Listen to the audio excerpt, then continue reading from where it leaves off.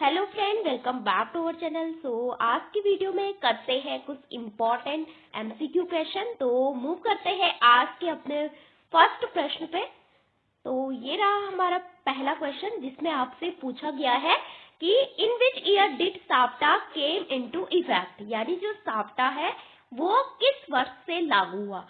तो जानेंगे कि साप्टा क्या है, किस वर्ष से आपका लागू हुआ, 2006, 2005, 2004 या 2001। तो यहाँ पे जो राइट आंसर है वो है आपका 2004। बात करते हैं कि साप्टा, तो सबसे पहले जान लेते हैं कि इसका फुल फॉर्म क्या होता है। तो इसका फुल फॉर्म है आपका south Asian free trade agreement. इसका एफटीए का मतलब होता है मुक्त व्यापार समझौता। आजकल आप काफी सुन रहे होंगे मुक्त व्यापार समझौता। हाल ही में भारत ने ईयू की जो 27 कंट्रीज है, यूरोपियन यूनियन के साथ एक फ्री ट्रेड एग्रीमेंट किया है। जानेंगे उसके बारे में। तो हिंदी में इसका मतलब होता है दक्षिण एशियाई मुक्त व्यापार समझौता या एग्रीमेंट। ओके, तो दक्षिण एशियाई मुक्त व्यापार समझौता। तो अगर इसका नाम दक्षिण एशियाई है तो ये दक्षिण एशिया में जितनी भी कंट्रीज है उन देशों के बीच आपका एक एफटीए होगा। तो किससे संबंधित हुआ, ये किससे रिलेटेड है, आपका सार्क से रिलेटेड है। आपने सुना होगा दक्षिण या सार्क के बारे में। तो सार्क भी आपका साउथ एशिया में एक क्या था, रीजनल कॉपरेशन करने के लिए एक संगठन था। यानी इसका फुल फॉर्म कि South Asian Association for Regional Cooperation, यानी दक्षिण एशिया में हमें जितने भी सदस्य देश हैं उनके बीच क्या करना है, सहयोग करना है। चाहे राजनीतिक रूप से हो, आर्थिक रूप से हो, सामाजिक रूप से हो, सांस्कृतिक रूप से हो, कल्चर को साझा करना। तो और व्यापार के लिए आपका बनाया गया था साफ्टा, कि हम ट्रेड आसानी से कर पाए। तो सार्क 1985 में आपका बना था। 1980 से इसकी प्रोसेस शुरू हो गई थी। बांग्लादेश के एक लीडर ने इसका आइडिया दिया था, जियाउर रहमान उनका नाम है। तो इंदिरा गांधी जी का भी इसमें काफी योगदान रहा था, लेकिन सार्क बनने से पहले ही उनकी हत्या हो जाती है। तो सार्क एक काफी इम्पोर्टेंट संगठन को लेके इसको बनाया गया था। कब, 1985 में। इसका हेडक्वार्टर कहाँ पे है, काठमांडू में है। और स्थापना कहाँ पे हुई थी, ढाका बांग्लादेश में हुई थी। ओके, तो ढाका में इसका ढक्कन खुला था, इस तरह से आप याद रख सकते हैं। ओके, तो ये था आपका साफ्टा। तो अब जानेंगे कि फ्री ट्रेड का मतलब क्या होता है, एफटीए का मतलब क्या होता है, मुक्त व्यापार समझौता। आपने सुना होगा हाल ही में भारत ने 26 जनवरी को हमारे दो चीफ गेस्ट पधारे थे ईयू से, यानी यूरोपियन यूनियन से। तो एक थे यूरोपियन परिषद, यानी यूरोपियन जो काउंसिल है उसके प्रेसिडेंट या उसके अध्यक्ष, जिनका नाम था एस्टोनियो कोस्टा। दूसरी थी यूरोपियन जो कमीशन है, यूरोपियन आयोग है, उसकी प्रेसिडेंट उर्सुला वॉन, जो कि जर्मनी की पहली महिला रक्षा मंत्री भी रही। ओके, तो ये दोनों हमारे यहाँ इंडिया में चीफ गेस्ट के तौर पे गणतंत्र दिवस के अवसर पे पधारे थे 26 जनवरी। तो 27 जनवरी 2026 को हमने क्या किया, जो ईयू के 27 देश है उनके साथ आपका एग्रीमेंट किया। कब, 27 जनवरी को 27 देशों के साथ। और इस फ्री ट्रेड डील को अब तक की सबसे बड़ी ट्रेड डील माना गया है। और अब तक भारत ने 21 ट्रेड डील की है और ये 22वीं सबसे बड़ी ट्रेड डील है। इस ट्रेड डील को सभी ट्रेड डील की मदर के नाम से भी जाना जा रहा है, यानी mothers of all trade deal. Okay, तो एफटीए जब किसी देश के साथ, किसी भी देश का होता है, चाहे इंडिया का अभी ईयू के साथ हुआ, तो हमारे जो प्रोडक्ट है, हमारे जो वस्तुएं हैं, वो अगर हम यहाँ से उसको निर्यात करते हैं आपका 100 रुपये में, और वहां पे पहले क्या होता था, ईयू की जो कंट्रीज होती थी वो उनपे 25% क्या लगाती थी, कस्टम ड्यूटी या सीमा शुल्क, विभिन्न प्रकार की टैक्स लगाती थी। लेकिन अब वो टैक्स आपका 0% या बहुत कम परसेंट लगेगा, या नहीं भी लग सकता है, तो बहुत कम आपका कर दिया गया है। तो इसको कहते हैं मुक्त व्यापार समझौता, जिससे कि वस्तुएं जो है एक देश से दूसरे देश में आसानी से जा सके, दूसरे देश की वस्तुएं हमारे देश में आसानी से आ जा सके, इसलिए एफटीए करते हैं, मुक्त व्यापार समझौता करते हैं। तो मुक्त व्यापार समझौता व्यापार के लिए एक महत्वपूर्ण माना जाता है, इसलिए साप्टा भी शार्क की जो 8 कंट्रीज थी उनके बीच एक मुक्त व्यापार समझौता था। 2004 में आपका हुआ था, जब इसकी समिट कहाँ पे हुई थी? 2004 में इस्लामाबाद में। और लास्ट समिट कब हुई थी?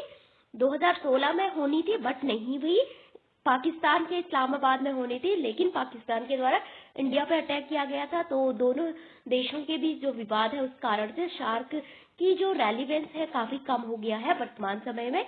तो साप्टा का भी अब कुछ काम नहीं रह गया है। इससे पहले 1993 में 1993 में साप्टा से पहले एक बना था साप्टा। तो साप्टा कब बना था? 1993 में प्रीफरेंशियल था ये, बाद में हमने इसको फ्री ट्रेड में कन्वर्ट कर दिया था। तो ये है फ्री ट्रेड एग्रीमेंट। तो बहुत सारे देशों के साथ भारत ने आपका 2025-26 में एफटीए किया है। इससे पहले हमने यूके के साथ किया था CETA, आपने सुना होगा इसके बारे में। CEPA होता है एक, CECA कॉम्प्रिहेंसिव एग्रीमेंट, कहाँ पे प्रिफरेंशियल एग्रीमेंट, कहाँ पे ट्रेड एग्रीमेंट। तो इसमें बहुत सारे अंतर होते हैं। एफटीए इनका सबसे बड़ा होता है। तो काफी इंपॉर्टेंट है ये कि किस किस देश के साथ भारत ने एफटीए किया। और अभी हमने EFTA नाम से भी किया था 4 कंट्रीज के साथ 2025 में, जो कि EU की मेंबर्स कंट्रीज नहीं थी, जिसमें आता है आपका नॉर्वे, स्विट्जरलैंड, और जहाँ पे दाओस भी है आपका स्विट्जरलैंड में, जहाँ पे अभी मीटिंग भी हुई थी वर्ल्ड इकोनॉमिक फोरम की। दूसरा आता है लाइस्टीन, तीसरा आता है आपका क्या? आइसलैंड। तो ये 4 कंट्रीज, तो ये बना था 1960 में। तो ये 4 कंट्रीज जो है EU की मेंबर नहीं है। तो इनके साथ भी भारत ने एक ट्रेड एग्रीमेंट साइन किया था 2025 में। उसके बाद सिंगापुर के साथ है, श्रीलंका के साथ है, बहुत सारे देशों के साथ भारत का मुक्त व्यापार समझौता है, या उसको कहेंगे ट्रेड एग्रीमेंट है। तो ये था आपका ट्रेड एग्रीमेंट के बारे में कि हमने जो साप्टा है कब साइन किया? 2004 से पूरी तरह से आपका लागू हो चुका था, सार्क की कंट्रीज के बीच था। ओके, और अभी हाल ही में किसके साथ किया है? आपका EU के साथ किया है, 27 देशों के साथ। 27 जनवरी को free trade agreement deal sign हुई है, और उस डील को किस नाम से जाना जा रहा है? Mothers of all trade deal. अभी आपने कल ही के न्यूज़पेपर में पढ़ा होगा कि अमेरिका के द्वारा भारत पे 50% टैक्स टैरिफ लगाया जा रहा था, जिससे कि हमारी जो वस्तुएं हैं अमेरिका की जो मार्केट में बहुत महंगी बिक रही थी, और इस कारण से हमारा जो निर्यात था आपका काफी प्रभावित हो रहा था। तो अमेरिका ने भारत पे टैरिफ लगाया था 25%, तो सब देशों पे कॉमन लगाया था। उसके बाद बोला कि 25% अगर आप रशिया से जो ऑयल है उसको परचेज करते हैं, क्रूड ऑयल, जिस कारण से यूक्रेन और रशिया के बीच जो युद्ध है वो बढ़ रहा है, भारत उसके लिए मतलब फंडिंग कर रहा है, तो अमेरिका ने 25% टैक्स और लगा दिया था, तो 50% हो गया था। अभी कल ही के न्यूज में आपने पढ़ा होगा कि डोनाल्ड ट्रंप के द्वारा ओनली इसको 50 से घटा करके 18% पर लिया जा रहा है, मतलब 50% कर दिया गया है। और अभी इंडिया और US के बीच में ट्रेड डील होने की बात कही जा रही है। तो हम देख सकते हैं कि बहुत सारे FTA साइन होते रहते हैं, जिससे कि जो वस्तुएं हैं आपके एक देश से दूसरे देश में टैक्स फ्री या कम से कम उन पे टैरिफ लगाया जा सके। अब मूव करते हैं अपने आज के दूसरे प्रश्न पे। तो हमारा सेकंड क्वेश्चन है, under the neighbourhood first policy India aims to, यानी भारत की जो पहले पड़ोस नीति है के तहत क्या क्या लक्ष्य है?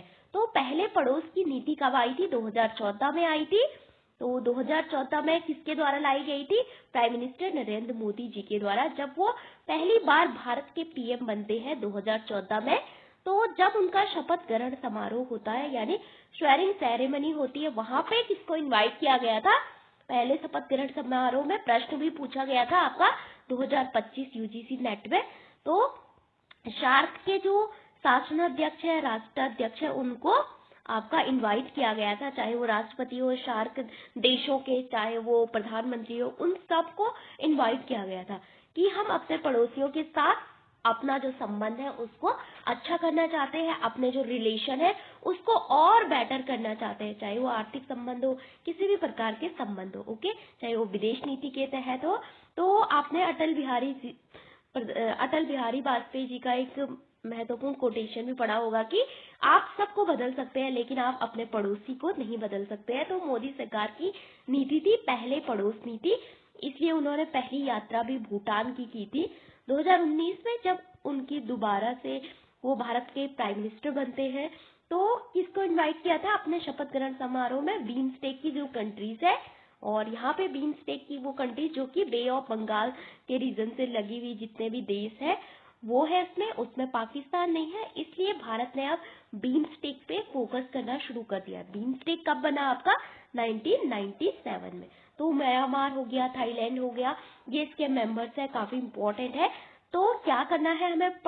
प्रथम पड़ोस की जो नीति है हमारी, उसके तहत नेबरहुड फर्स्ट पॉलिसी के तहत कि दक्षिण एशिया देशों के साथ अपने संबंधों को मजबूत करना या डोमिनेंस स्थापित करना उनपे, या आपका क्या करना, उनको जो संबंध है हमारे उनके साथ उनको और कम करना, रिड्यूस करना, डिक्रीज करना, या आपका केवल इकोनॉमिक जो कॉपरेशन है उस पर ध्यान देना। तो हमारा उद्देश्य क्या था? दक्षिणी एशियाई देशों के साथ संबंधों को मजबूत करना, चाहे वो सार्क कंट्रीज हो, चाहे वो बीमस्टेक कंट्रीज हो, चाहे वो अन्य कंट्रीज हो। और चाइना क्या दक्षिण एशिया में आता है? नो, चाइना आपका दक्षिण एशिया में नहीं आता है। तो दक्षिण एशिया का मतलब है भारत और उसके आसपास की जितनी भी कंट्रीज है। ओके, मूव करते हैं अपने अगले क्वेश्चन पे। तो ये है आपका next question, nuclear test Pokhran 2, यानी पोखरण में दूसरा परमाणु परीक्षण किसके काल में हुआ था? द शिमला एग्रीमेंट, शिमला समझौता, Indo US civil nuclear deal यानी नागरिक परमाणु समझौते पर हस्ताक्षर, फिर आता है मालदीव में ऑपरेशन कैक्टस। तो यहाँ पे जो दूसरा परमाणु परीक्षण है वो कब किया गया था? 1998 में, पहला 1974 में, जिसका कोड नेम क्या था? स्माइलिंग बुद्धा, 8 मई 1974 को हुआ था। दूसरा 11 से 13 मई चला था आपका, 3-4 दिन चला था। और यहाँ पे हमने 5 टेस्ट किए थे। ऑपरेशन शक्ति इसका क्या था? कोड नेम था। कहाँ पे हुआ था? जो पोखरण है, राजस्थान है, वहां पे हुआ था। अंडरग्राउंड था। ओके, क्योंकि भारत पीटीबीटी का एक सदस्य देश है, आंशिक परमाणु प्रतिबंध जो संधि आई थी 1963 में, जो बोलती है कि हमें अंडरग्राउंड वो करना चाहिए, न्यूक्लियर टेस्ट करने की बात करती है। आप जमीन पे नहीं करेंगे, आप स्पेस में नहीं करेंगे, आप वाटर में नहीं करेंगे, ओनली अंडरग्राउंड। इसलिए भारत ने दोनों बार अंडरग्राउंड परमाणु परीक्षण किया था। आपने परमाणु वाली मूवी भी देखी होगी। तो राष्ट्रपति कौन थे उस समय? 1998 में वो थे डॉक्टर एपीजे अब्दुल कलाम। तो भारत ने 1998 में 5 टेस्ट किए थे परमाणु परीक्षण को लेकर। उसके तुरंत बाद किसने किया? पाकिस्तान ने। कहाँ पे किया था? चगाई हिल्स में किया था। ये क्वेश्चन आपका पूछा गया था 2024-25 में। तो दूसरा आता है शिमला एग्रीमेंट। तो शिमला एग्रीमेंट कब हुआ था? 1972 में। क्यों हुआ था? क्योंकि हम सभी जानते हैं कि इंडिया और पाकिस्तान के बीच वॉर हुई थी 1971 में। क्यों? बांग्लादेश को लेकर। और भारत ने किसका साथ दिया था? बांग्लादेश का। तो 1971 में बांग्लादेश नाम से एक नई कंट्रीज बनी थी, ऑपरेशन मुक्ति वाहिनी। आपने एक मूवी भी देखी होगी हाल ही में, मानिक शॉ पे आई है। इसके अलावा इमरजेंसी, तो काफी इम्पोर्टेंट रोल रहा था इंडिया का। तो इंडिया ने वॉर में बांग्लादेश का साथ दिया और पाकिस्तान हार जाता है। इसी दौरान हमने रशिया के साथ 20 वर्षों के लिए एक संधि भी की थी, जिसको मित्रता और सहयोग की संधि भी कहा गया था। यूएस ने पाकिस्तान का साथ दिया। इसके अलावा बहुत सारे कंट्रीज की यात्रा की थी इंदिरा गांधी जी ने उस समय, आपने इमरजेंसी मूवी में देखी होगी।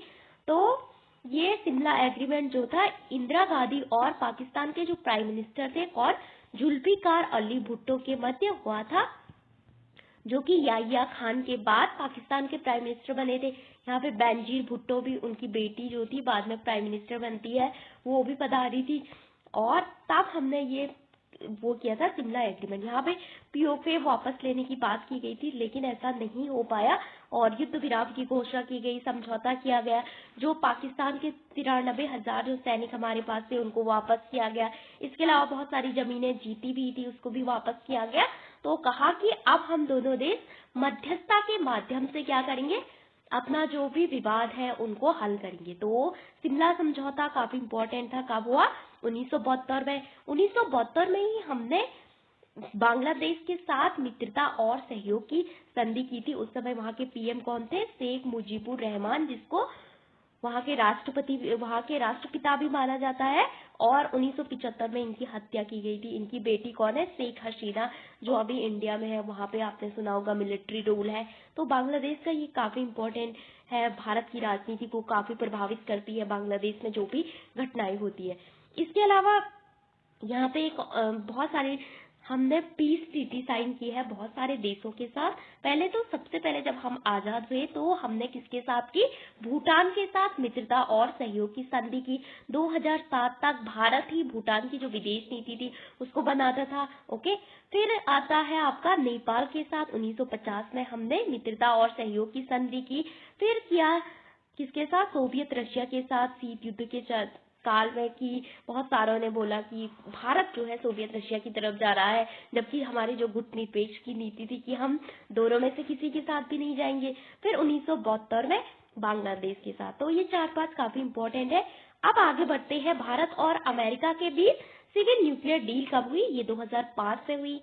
तो हम सभी जानते हैं कि 1974 में जब हमने फर्स्ट न्यूक्लियर टेस्ट किया तो उसके बाद एनएसजी की स्थापना होती है। 1974 में न्यूक्लियर सप्लायर ग्रुप जो था उसकी स्थापना होती है। अमेरिका और बहुत सारे देशों ने भारत पे बहुत सारे प्रतिबंध भी लगाए थे इस दौरान।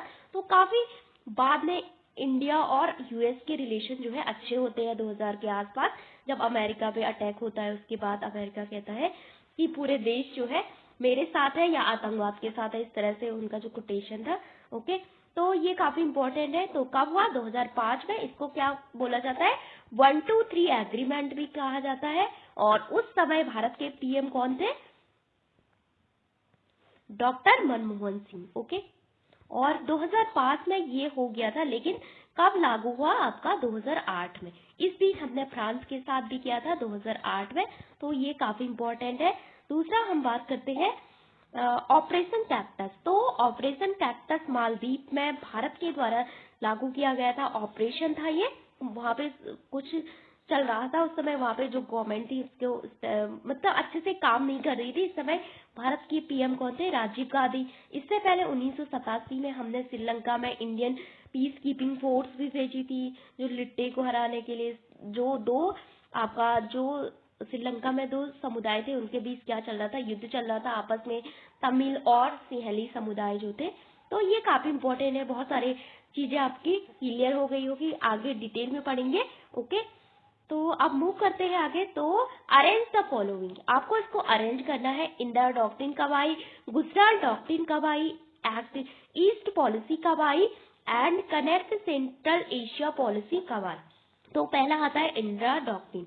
ये आई थी 1971 में जब बांग्लादेश युद्ध हुआ था। तो उसके बाद इंदिरा डॉक्ट्रिन में ये था कि हम दक्षिण एशिया में किसी भी बाहरी देश को क्या करेंगे? क्या नहीं करने देंगे? सैनिक अड्डा नहीं बनाने देंगे। दक्षिण एशिया में उनको हस्तक्षेप नहीं करने देंगे। सभी देशों के लिए बोला गया था, जितनी भी दक्षिण एशिया की कंट्रीज है। ओके, उस समय शीत युद्ध चल रहा था आपका। दूसरा आता है गुजरात डॉक्ट्रिन कब आई? 1996 में। यहाँ पे जो गुजराल थे उस समय भारत के विदेश मंत्री थे, जो एच.डी. देवगौड़ा की सरकार में। उसके बाद वो भारत के प्राइम मिनिस्टर भी बनते हैं, आई.के. गुजराल। उन्होंने दिया था गुजराल डॉक्ट्रिन, लेकिन उन्होंने कभी नहीं बोला कि ये गुजराल डॉक्ट्रिन है। ओके, बाद के जो अन्य विचारक थे उन्होंने उनको बोला कि ये गुजराल डॉक्ट्रिन है। यहाँ पे अपारस्परिकता की नीति पे आधारित था कि नॉन रेसिप्रोसिटी। इसका मतलब होता है कि भारत अन्य देशों के साथ एक बड़े भाई की तरह व्यवहार करेगा, बिना कुछ चाहे उनसे, बिना कुछ एक्सपेक्ट किए। ओके, तो ये काफी इंपॉर्टेंट। यहाँ पे भी 5 प्रिंसिपल थे, यहाँ पे भी 5 थे। और पंचशील में भी आपके पास से 1954 में हुआ था। किसके साथ? चाइना के साथ। ये आता है एक्ट ईस्ट पॉलिसी। तो एक्ट ईस्ट पॉलिसी जो थी लुक ईस्ट पॉलिसी, यानी पश्चिम, लुक ईस्ट मतलब पूर्व की ओर देखो, जो नीति थी किसकी? नरसिम्हा राव, प्रधानमंत्री नरसिम्हा राव की 1991-2 में आई थी, 1991-92 में। तो बाद में प्राइम मिनिस्टर मोदी जी ने उसको दोबारा बोला था कि अब हमें देखना ही नहीं है बल्कि कार्य करना है, यानी एक्ट करना है। कहाँ पे? जो ईस्ट में जो कंट्रीज है उनकी ओर, चाहे वो आसियान कंट्रीज हो, चाहे वो जापान के अलावा जो भी कंट्रीज है उधर साउथ ईस्ट में। ओके, तो ये काफी इंपॉर्टेंट है ये। तो पहले तो केवल आसियान कंट्रीज पे इस पे बल दिया गया था, केवल पूर्व की कंट्रीज, बाद में उसमें बहुत सारी कंट्रीज को इंक्लूड किया गया। तो 2000 कब आई थी? 14 में आई थी। ओके, इसके अलावा एक लुक वेस्ट पॉलिसी आई थी 2005 में मनमोहन सिंह के टाइम पीरियड में, उसको बाद में क्या क्या नाम दिया गया? Link west policy. जो गल्फ कंट्रीज है, वेस्ट में जो देश है, जो अरब कंट्रीज है, उसको क्या नाम दिया गया? Link west policy. कब? 2014 में। तो 2014 में हमारी विदेश नीति में बहुत सारे नए नए आयाम आपके जुड़े। फिर आता है कनेक्ट सेंट्रल एशिया पॉलिसी। तो सेंट्रल एशिया की जितनी भी कंट्रीज है जिनके पीछे आपका स्थान लगता है, जैसे कि ताजिकिस्तान हो गया, तुर्कमेनिस्तान हो गया, उज्बेकिस्तान हो गया, जो कि 1991 तक किसका पार्ट हुआ करती थी? सोवियत रशिया का। लेकिन बाद में सोवियत रशिया का विघटन हुआ, शीत युद्ध का अंत हुआ, तो भारत ने भी अपनी ऊर्जा सुरक्षा को बढ़ावा देने हुए तो इन कंट्रीज के साथ 2012 में एक जुड़ने, कनेक्ट करने का प्रयास किया। फिर भारत एससीओ में 2017 में मेंबर बना, तो काफी इंपॉर्टेंट है ये। तो सबसे पहले आएगा इंदिरा डॉक्ट्रिन, उसके बाद गुजरात डॉक्ट्रिन, उसके बाद ये 2012 वाली, उसके बाद ये कब आई थी? 2014 में, ये 2012 में, ये 1996 में, और ये 1971 में। ओके, अब मूव करते हैं आगे। तो यहाँ पे दिया गया है कि गुटनिरपेक्ष आंदोलन जो है, गुटनिरपेक्षता की जो नीति है, उसका 2024 में 19वां सम्मेलन कहाँ पे हुआ था? वो हुआ था कंपाला, युगांडा में। गुटनिरपेक्ष की दो ध्रुव थे। हमने बोला कि ना हम अमेरिका के साथ जाएंगे, ना हम पूंजीवादी गुट के साथ जाएंगे, ना आपका सोवियत रशिया वाला जो कम्युनिस्ट ग्रुप था उनके साथ जाएंगे, हम न्यूट्रल रहेंगे, और जो कि हम शांति को बढ़ावा देंगे दोनों ध्रुवों के बीच रह के, क्योंकि हम अभी भी आजाद हुए हैं। अगर हम इन दोनों में से किसी एक के साथ जाते हैं तो हम फिर से गुलाम नहीं बनना चाहते हैं। तो ऐसी गुटनिरपेक्षता के बारे में आपने बहुत पढ़ा होगा। 1961 में आई थी, 5 देश लाए थे, नेहरू जी ने इसका वो किया था। उसके अलावा बहुत सारे 5 देश, पास में 25 देश हो गए थे इसके प्रथम सम्मेलन में। फिर आज वर्तमान समय में 120 देश इसके सदस्य देश है। यूएन के बाद दूसरा सबसे बड़ा संगठन है। ये बहुत सारे फैक्ट है इसके, कभी पढ़ेंगे गुटनिरपेक्षता की नीति के बारे में। फिर आता है गुटनिरपेक्ष में जो पर्यवेक्षक देश है, जो ऑब्जर्वर कंट्रीज है, वो कितनी है? पहले 5 देशों ने स्थापना की थी, जिसमें था मिस्र, इजिप्ट, फिर आता है कौन? गाना, वोमे एनक्रूमा थे, यहाँ पे नासिर, टीटो ऐसे वो थे। फिर है एनक्रूमा, आपने सुना होगा। फिर था इंडोनेशिया के जो पीएम थे, कौन थे उस समय? सुकर्नो थे। और एक और थे इंडोनेशिया, गाना हो गया, इंडिया, और एक युगोस्लाविया के पीएम भी थे। तो इन चारों पांचों के द्वारा ये लाई गई थी। उसमें पहला सम्मेलन जब इसका हुआ 1961 में इंडोनेशिया में हुआ था, तो उस समय बेलग्रेड में हुआ था, इंडोनेशिया। तो उस समय इसमें कितने सदस्य देश हो गए थे? 25। फिर उसके बाद इसमें वर्तमान समय में 120 सदस्य देश है, और काफी इम्पोर्टेंट एक संगठन है। और इसके जो ऑब्जर्वर मेंबर है, जो पूरी तरह से मेंबर नहीं है लेकिन भाग लेते हैं, बाद में शामिल हुए, उनको भी बुलाया जाता है। तो वो कौन कौन है? वो 27 है, जिसमें चीन हो गया, ब्राजील हो गया, बहुत सारी अन्य कंट्रीज भी है। तो अब हम बढ़ते हैं आगे। फिर आता है the headquarter of IORA-RC, Indian ocean rim association. तो इंडियन ओशन रिम एसोसिएशन हिंद महासागर से रिलेटेड जितनी भी कंट्रीज है, हिंद महासागर से जितनी भी कंट्रीज आपकी लगती है, लगभग 23 मॉरिशस हो गया, सेशल हो गया, जितने भी कंट्रीज लगती है, उनका एक संगठन है। ये कब बना था? 1997 में बना था। हिंद महासागर से संबंधित है, और इसका हेडक्वार्टर है मॉरिशस में। इस बार जब प्राइम मिनिस्टर मॉरिशस गए थे, तो पहले उन्होंने सागर नीति लाई थी एक, ये विजन था इंडिया का, 2015 में आया था। उसके बाद इसको 2025 में, यानी 10 साल के बाद कन्वर्ट किया गया किसमें? महासागर में। Security for all growth in the region ऐसा फुल फॉर्म था। फिर इसको क्या बनाया गया? आपका महासागर बनाया गया। कब? 2025 में, जब इन्होंने मॉरिशस की यात्रा की थी। 23 देशों का एक संगठन है, 1997 से मैं बना था। ओके, अब मूव करते हैं आगे। तो गुटनिरपेक्षता के बारे में कौन सा कथन सही है? तो गुटनिरपेक्षता शब्द का प्रयोग पहली बार वी.के. मेनन ने 19वीं सदी में संयुक्त राष्ट्र में अपने भाषण में किया था। फिर आता है संयुक्त राष्ट्र के बाद विश्व का दूसरा सबसे बड़ा राष्ट्र समूह है। भारत गुटनिरपेक्ष आंदोलन का संस्थापक और सबसे बड़ा सदस्य देश है। 7वें शिखर सम्मेलन की मेजबानी भारत के द्वारा की गई थी। 1983 में इंदिरा गांधी पीएम थी। तो यहाँ पे कौन से कथन सही है? तो इस शब्द का प्रयोग वीके मैनन ने किया। गुटनिरपेक्षता यानी जो नॉन अलाइनमेंट जो वर्ड है, ये टर्म किसने कॉइन किया था? वीके मैनन ने 19वीं सदी में संयुक्त राष्ट्र के भाषण में। ओके, उन्होंने उससे पहले 1954 में नेहरू जी ने कोलंबो श्रीलंका में एक भाषण दिया था। वहां पे उन्होंने बताया था कि गुटनिरपेक्षता के बारे में। ओके, फिर मैंने बताया कि ये यूएन के बाद दुनिया का सबसे बड़ा संगठन है जिसमें बहुत सारे देश है। फिर भारत इसका फाउंडिंग मेंबर रहा है, संस्थापक सदस्य देश रहा है और सबसे बड़ा देश भी है। 5 अन्य देश थे संस्थापक। फिर आता है जो 7वें समिट होती है, वो इंडिया में हुई थी। जब पीएम कौन थी? श्रीमती इंदिरा गांधी का 1983। तो ये काफी इम्पोर्टेंट है आपका। तो गुटनिरपेक्षता नीति काफी इम्पोर्टेंट है भारत की। तो इसकी अभी तक समिट केवल एक बार इंडिया में हुई है और इसकी जो समिट है हर 3-4 साल में होती रहती है। कभी 3 साल में होती, कभी 4 साल में, लेकिन 3 साल में रखा गया था कि हम हर 3 साल में इसकी समिट को ऑर्गेनाइज करेंगे। इससे पहले 2019 में आपने सुना होगा अजरबैजान में हुई थी, जहाँ पे प्राइम मिनिस्टर मोदी नहीं गए थे। तो बोला कि अब इसका रेलिवेंस आपका काफी खत्म हो गया है। दूसरा आता है with which neighboring countries India has a dispute over Kishan Ganga project, यानी भारत का किन पड़ोसी देशों के साथ किशन गंगा को लेकर आपका विवाद है? किस पड़ोसी देश होना चाहिए? तो ये है पाकिस्तान को लेकर, किशन गंगा को लेकर। इसके अलावा सिंधु नदी जो था, इंडस रिवर, उसको लेकर एक ट्रीटी भी थी इंडिया और पाकिस्तान के बीच। 1960 में पीएम थे पीटी नेहरू और किसकी मध्यस्थता ब्रोकर कौन था? मीडिएटर कौन था? वर्ल्ड बैंक था, विश्व बैंक। और बोला था कि आईसीजे यानी इंडस चिनाब झेलम, इसका 80% यूज करेगा कौन? पाकिस्तान, और 20% करेगा इंडिया। और जो अन्य नदियां हैं आरबीएस यानी रावी, ब्यास, सतलज, इसका जो 80% है वो यूज करेगा इंडिया और 20% यूज करेगा पाकिस्तान।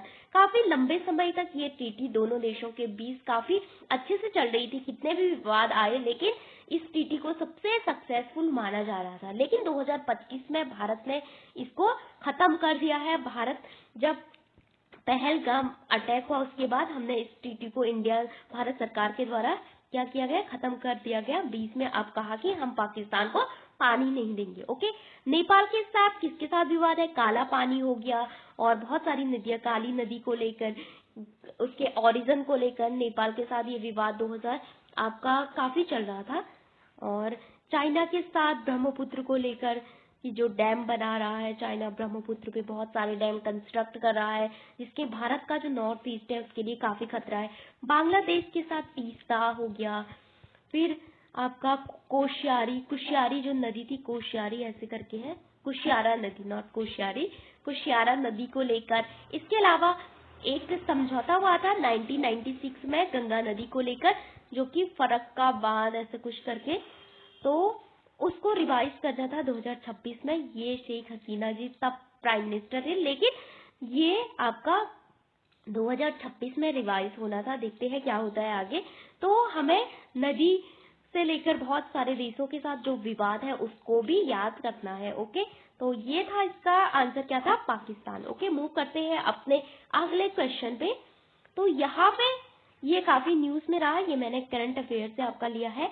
जरांज डेलाराम हाईवे, सलमा डैम, ये दोनों कहाँ पे है आपके? अफगानिस्तान में है। इसके अलावा अफगानिस्तान में जो कि तालिबान अभी वहां पे टेक ओवर कर लिया है, कब? 2021 में। अमेरिका वहां से बाहर निकल गया है। इसके अलावा भारत ने ही, अफगानिस्तान की गवर्नमेंट थी तब, उसको जो संसद बना के, इंडिया ने ही वहां पे संसद बनाई थी। इसके अलावा भारत ने बहुत सहायता करता है, हमारे जो बजट होते हैं वहां पे भी अफगानिस्तान के लिए बहुत सारा प्रोविजन किया जाता है। और चाबहार पोर्ट आजकल काफी न्यूज में है, आप देख रहे होंगे। अमेरिका बोल रहा है कि आप ईरान में ये मत बनाइए, इसका कंस्ट्रक्शन मत कीजिए। ओके, फिर आता है पाकिस्तान का कौन सा फेमस पोर्ट है? ग्वादर पोर्ट, जिसमें आपने सुना होगा चाइना का कब्जा कर लिया है, चाइना ने इसको।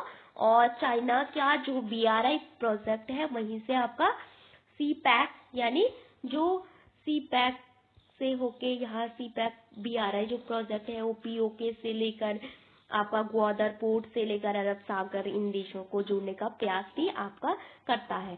आप जान लेते हैं अगला। तो यहाँ पे इंडिया निम्न में से किसका फाउंडिंग मेंबर रहा है? तो Bharat Indian ocean rim Association का रहा है। 1997 में इसकी स्थापना की गई थी। 23 देशों का संगठन है। बीमस्टेक का भारत रहा है, 1997 में बना था। शार्क का रहा है, 1985 में बना था। आसियान का भारत आपका फुल मेंबर नहीं है, ना ही फाउंडिंग मेंबर रहा है। समिट लेवल पार्टनर है भारत ओनली। ओके, आप मूव करते हैं यहाँ पे। ऑपरेशन देवी शक्ति जो था किस देश के से रिलेटेड है? अफगानिस्तान में हमने चलाया था। ओके, कब? 2021 में, जब किसने टेक ओवर किया था?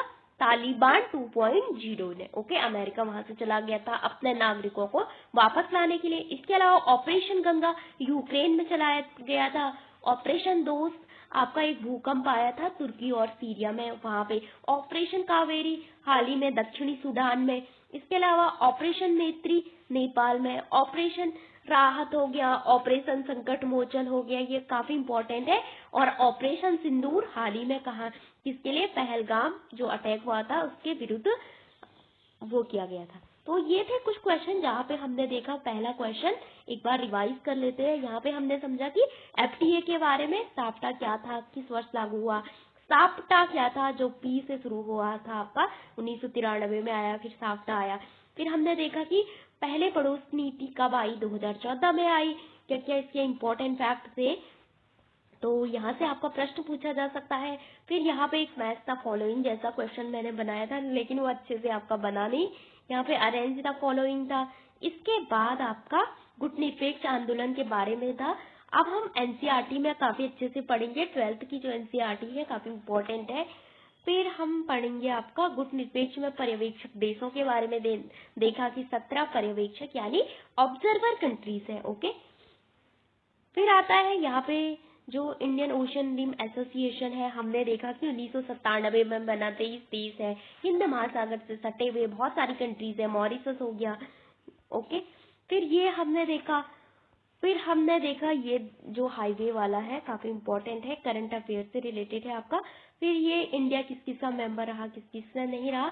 अन्य प्रश्न करेंगे आगे के वीडियो में। Thank you for watching this video.